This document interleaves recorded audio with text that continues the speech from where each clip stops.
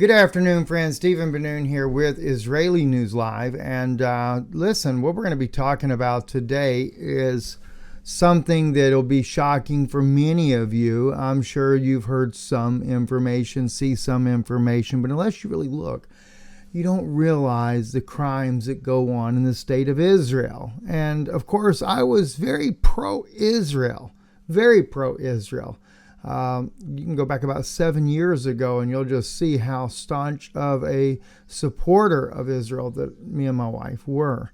But as things began to come to light, as we began to see the crimes and things that were being done in the state of Israel, all in the name of Zionism, this is what caused us to change. It's what caused us to relook and evaluate the biblical not only the biblical aspects of what was going on, but also what was being done in the state. And these statements right here are statements made by both former Prime Minister Naftali Bennett and Aliyat Sheikh, who is a minister in the Israeli government as of right now. She actually says they have to die. Their houses should be demolished. Their blood should be on our hands. That's Aliyat Sheikh. Prime Minister or former Prime Minister Naftali Bennett said, "I've killed many Arabs in my life and there's no problem with that."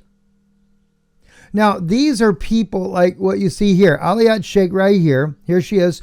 Israeli politician, Minister of Interior, and former Minister of Justice. Former Minister of Justice and saying their blood should be on our hands. Are you serious? Is this really what we want? And by the way, in another special video I'm going to be doing, we're going to be talking about Israel's control over Wikipedia. They control the narrative. That's according to former Prime Minister Naftali Bennett. Going to be sharing that, but in a separate video. Here we have Naftali Bennett right here. Former Prime Minister Naftali Bennett reviews his time in office. That was three days ago that was done. Now, he has come out and said some truthful things here recently. But the mere fact that we killed Arabs, it's no big deal. Now, when I lived in Israel back in 2004, I had a roommate in the home that I lived in. We shared the house there together. He paid part and I paid the other part. And he was an IDF soldier. He was actually injured. He was handicapped from his injury. But he would share with me how they would target practice on, believe it or not, yes, target practice on Palestinians. That was when I first began to realize something was wrong. Something was seriously wrong. And as I said, I was a very staunch supporter of Israel. Here again, 7 years ago, ecumenical movement in Jerusalem is not of God, not of the God of Israel. And here I am, I'm right here in Jerusalem, filming this there 7 years ago when me and probably further back than that, when me and my wife actually were living, we went over there, tried to live there a little bit. It was a little bit too hard on her.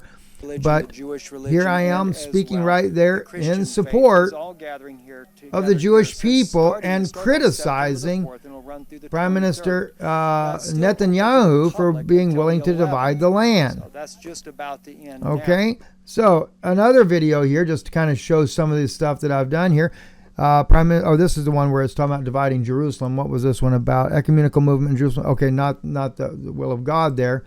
This one here, I'm talking now. I think I'm in Europe in this one here. But again, standing with in order to revoke Israel, license, I was standing very staunchly with Israel at that time. This one here, though, maybe it was further back, 6 years ago. All right, 6 years ago. So just to kind of show you that. Now, what did I want to do, though, here? I want to show you Israelis and what they have to say about the things that are going on in Israel, and also the very things that are happening there. This here, listen to the brave Israeli historian Ilan Pape expose how the Zionists planned the ethnic cleansing of Palestinians from Palestine long before 1948. By the way, when I was showing you this here, I forgot to show you the first Prime Minister of Israel, David Ben-Gurion, when he says, we will expel the Arabs and take their place. In each attack, a decisive blow should be struck, resulting in the destruction of homes and the expulsion of the population. He said this in a letter to his son in 1937. All right, now let's move on. Listen into this here for a moment. That from the mid-1930s, and definitely immediately after the Second World War, the Zionist political and military leadership contemplated and planned mass expulsion of Palestinians in order to create what they thought would be a Jewish democratic state. They wanted as much of Palestine as possible, with as few Palestinians in it as possible. Their main problem in 1947, 1948, when the British rule came to an end, was that the Jews in Palestine were only 1/3 of the population. And even when the United Nations took over the issue of Palestine from Britain and suggested to partition Palestine into an Arab state and a Jewish state in November 1947, the demographics were such that even in the Jewish state that was offered by the United Nations, the Jews were still not the majority, because there were too few Jews in Palestine in 47, 48. And the solution, definitely after the Second World War, in the eyes of the leading Zionist politicians and military commanders, was very clear. What I called in my book of 2007, the ethnic cleansing of the Palestinians.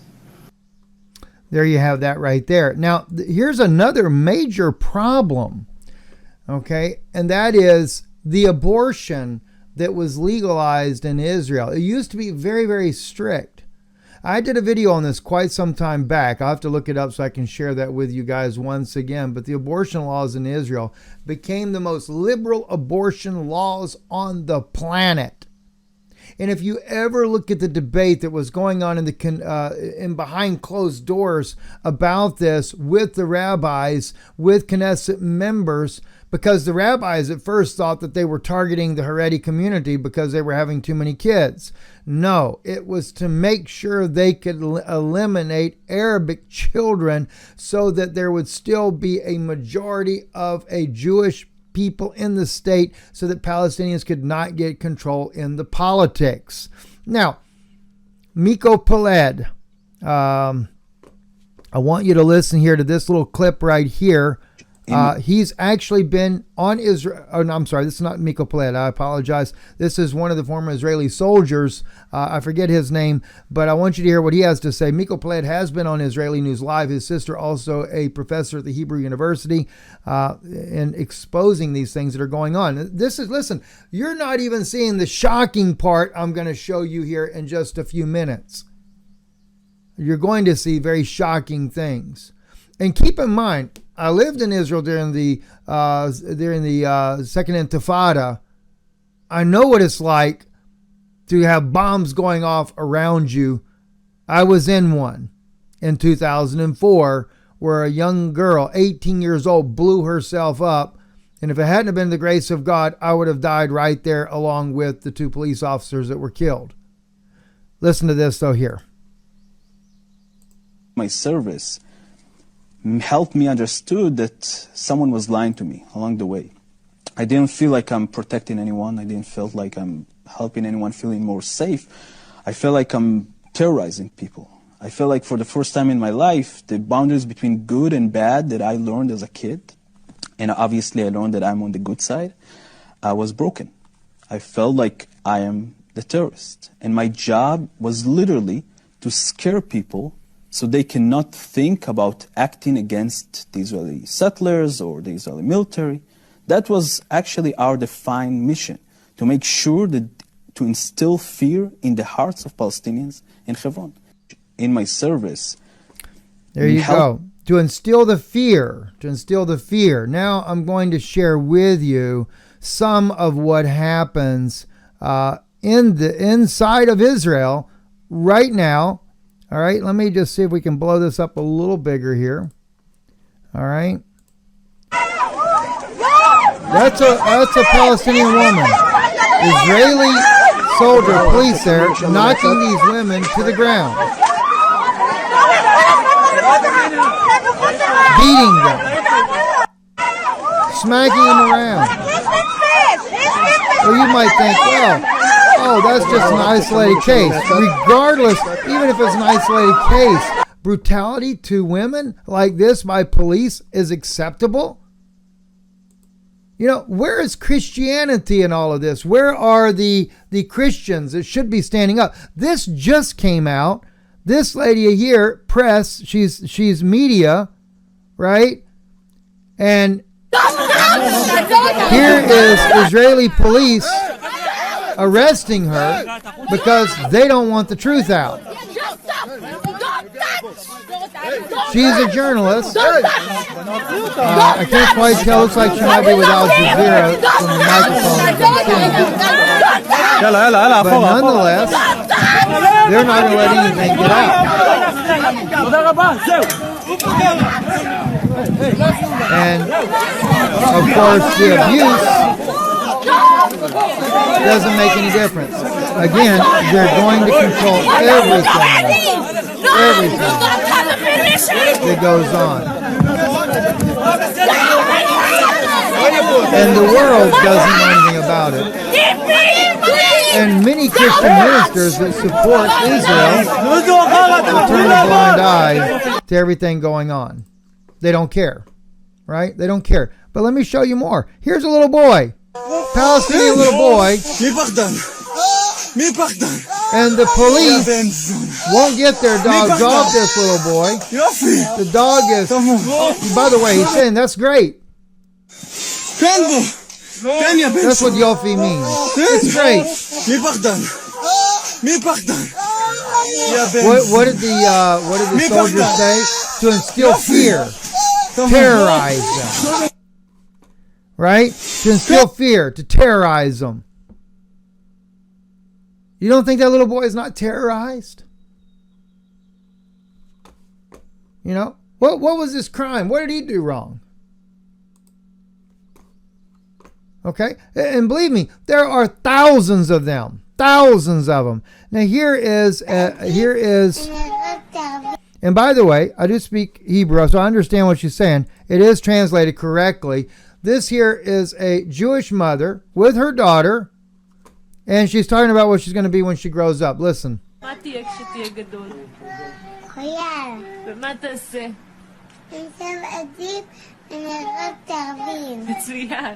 Mitsuyan, right? Excellent. You're going to drive a Jeep, be a military soldier, and kill Arabs. And the mother says, Mitsuyan. Training the children. I see a lot of videos on Black Lives Matters that are posting right now, and I see even children being taught the same that what's going on with parents and stuff, and people are appalled by that, right? But you're not appalled about what goes on in Israel. And do you realize that there is a very big majority, well, I don't say it's the majority, but there is a big part of the population of Palestinians that are not only are Jewish ethnically, but many of them are Christians. When are you going to stand with the Christians, the believers? Miko Peled was here on Israeli News Live. Let me play for you what Miko Peled says. The story of the Zionists is not that they came to Palestine and made it bloom, is that they came to a blooming country and they stole it. As they say in Arabic, "Akhaduha mafrusha." By the way, both Miko Peled and the soldier that you were hearing a little bit ago, and you'll hear that soldier again here in just a little bit, are from very prominent Jewish families, Holocaust surviving families, war decorated families of Israel. So these are not just anybody when you're listening to these people. So listening to Miko Peled. Shamelessly, violently, they stole money from the banks. They stole the produce from the fields. They stole cities. They stole agricultural machinery. They stole everything. They did not make the desert bloom. They stole a blooming desert. And suddenly, on the 15th of May, 1948, a glorious history of 4,000 years became an historical footnote. Nobody remembers. Nobody knows what happened in Palestine for the last 4,000 years. All that people talk about is the biblical mythology and then modern day Zionism.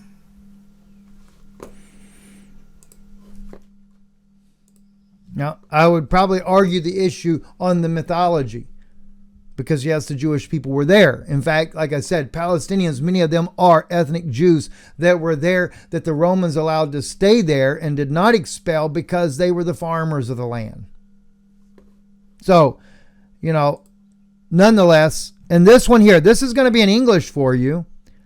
This is just recent, in fact, of a Jewish guy taking a house. Listen to what it said here.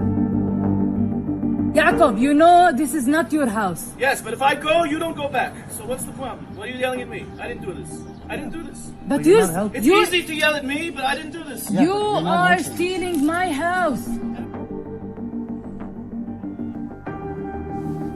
Happens over and over and over. Take someone else's home, evict the Palestinian, take their home, and give it to an Orthodox Jewish guy.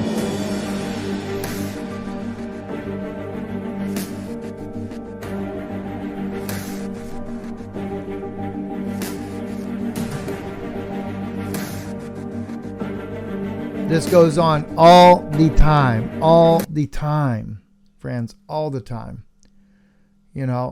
And then people wonder why there is so much terrorism going on in Israel. Yes, there is terrorism. But have we ever stopped to think about what happened, what has caused it? All right, here's another one. Here's another one right here.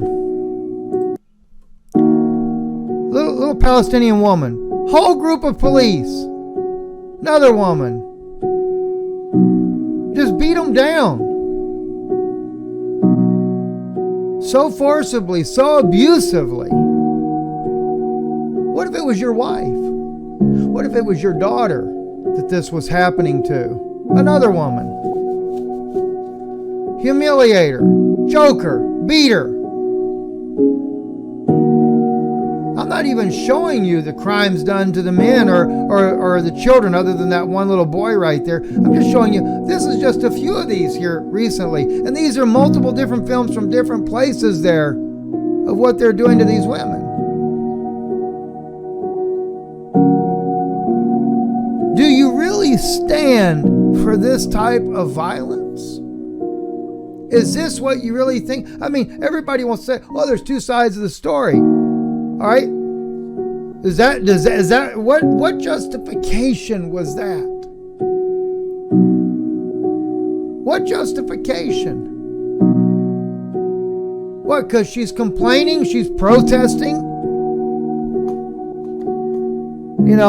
I'll tell you, friends, look, I believe in truth and justice. Jesus Christ stood up to the Pharisees in Jerusalem of his day. He stood up to them. Right? What do? There again, women slammed around, thrown around, and if a man even dare comes up, he tells him to be quiet. Right? The little woman, she's leaving, she's going to leave. That little girl tries to come take up for it, and then they just sling her out of the way. It's brutality. It's worse than brutality. All right? Ex-IDF, the real face of Israel's occupation. He's on RT News in this one here. This is the same guy I was showing you earlier. I wanted you to go over that moment that you realized how the plight of your own family related to those of Palestinians. And this here will finish up in closing I grew right up in now. Jerusalem in a house full of officers. I was supposed to be the next officer in line. I'm coming from a very good family in Jerusalem. My grandpa was a war hero from 48, and before 48, he also fought against the British colonial in Israel in the Irgun. My grandma from my other side is an Auschwitz survivor. All of our family were killed in Auschwitz. She's the only survivor of those family. When I was growing up with her, I remember waking up in the middle of the night, hearing her screamings. dreaming about the Holocaust, dreaming about Auschwitz. And as I grew up, I understood from everybody, from my parents, my teachers, my friends, that the only way that I can stop a second Holocaust from happening to my grandma or to my friends or family is to join the army to the best unit I can and stop the second Holocaust from happening. But when I'm joining the army and going through boot camp, I'm getting ready for a war. But ending boot camp, I don't find myself in one. I find myself in the occupied territories, policing people in Hebron, El Halil, a city in the middle of Palestine counting 180,000 Palestinians, and in the middle of it, a settlement of 800 Jewish settlers. And I'm there supposedly to protect them. But actually, I'm there to put terror on people in Palestine. I'm there to police every minute of their life.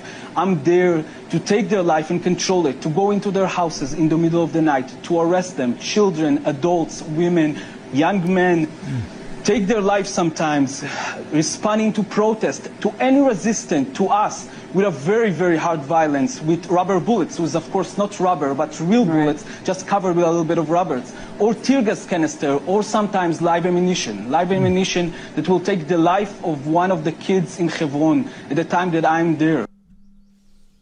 Can you imagine that? And admitting, knowing that a child was killed just under his tenure. And it goes on day after day. Children, women, men, houses demolished, family lives destroyed.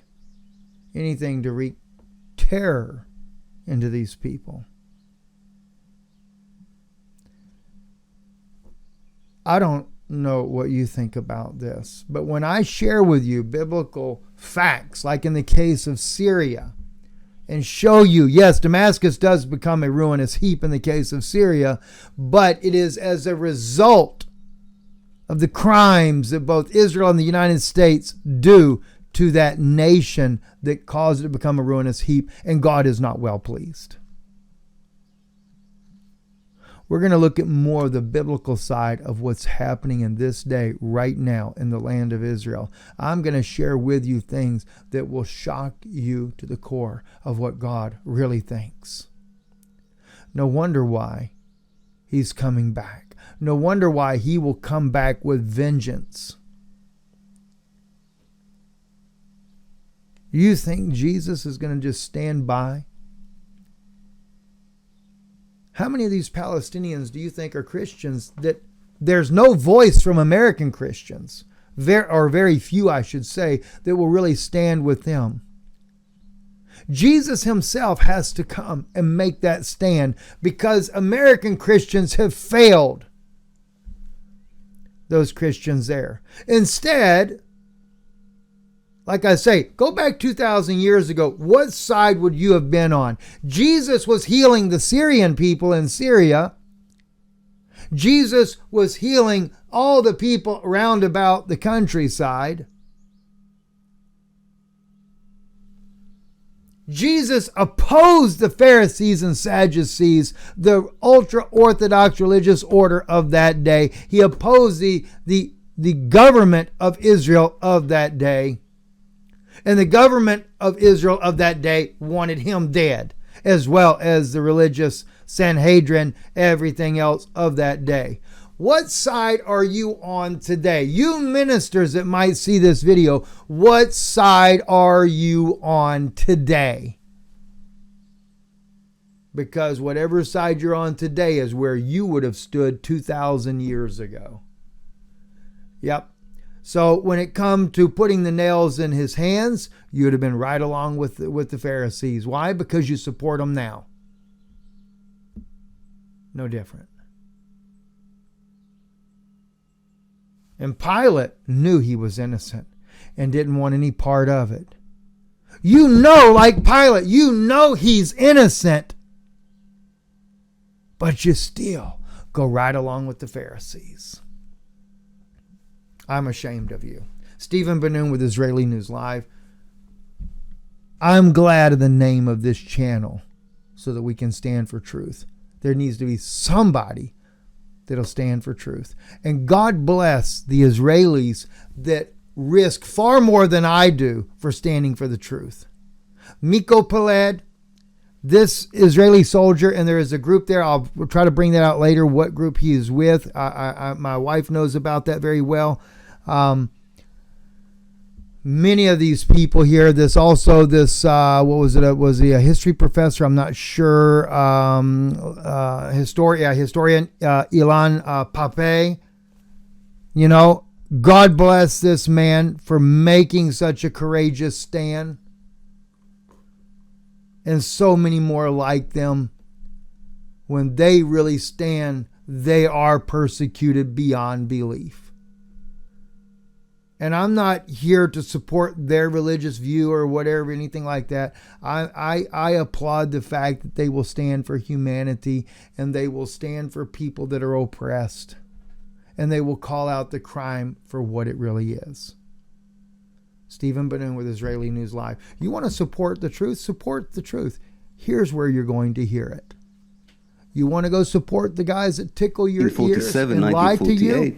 Well, then go support those that lie to you. It's up to you. It will show what side you stand on, though. I promise you that.